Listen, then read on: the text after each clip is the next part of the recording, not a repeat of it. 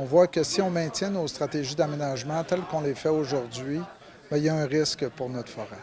Il faut agir maintenant et rapidement pour préserver nos forêts de demain. C'est du moins le constat que fait le forestier en chef du Québec, Louis Pelletier. Ça va prendre plusieurs années avant de voir un changement concret ou de grande envergure substantielle sur notre foresterie au Québec. De là, l'importance d'agir maintenant. Avec les feux de forêt qui ont été largement destructeurs à l'été 2023, le forestier en chef estime qu'il est primordial de revoir l'aménagement des forêts pour assurer leur pérennité. Le feuillu brûle moins bien que le résineux, vous le savez. Donc, est-ce qu'on doit laisser une proportion de feuillus de façon plus importante sur le terrain? Il y a aussi notre méthode. Comment on intervient sur le territoire? Quels sont nos axes d'intervention en milieu forestier pour que lorsqu'il y a un feu, que la propagation soit ralentie ou du moins rendre notre forêt moins attrayante pour les feux?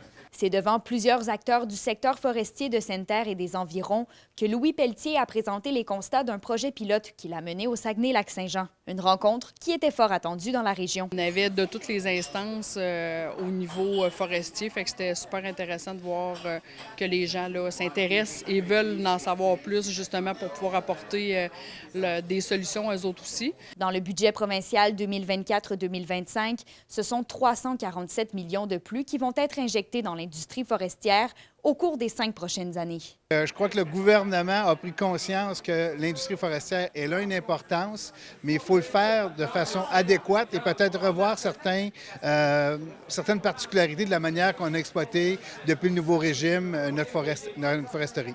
Le ministère des Ressources naturelles et des Forêts tient présentement des tables de réflexion sur l'avenir de la forêt à travers la province et l'une d'entre elles est d'ailleurs prévue dans 2 semaines, le 26 mars, à Rouyn-Noranda.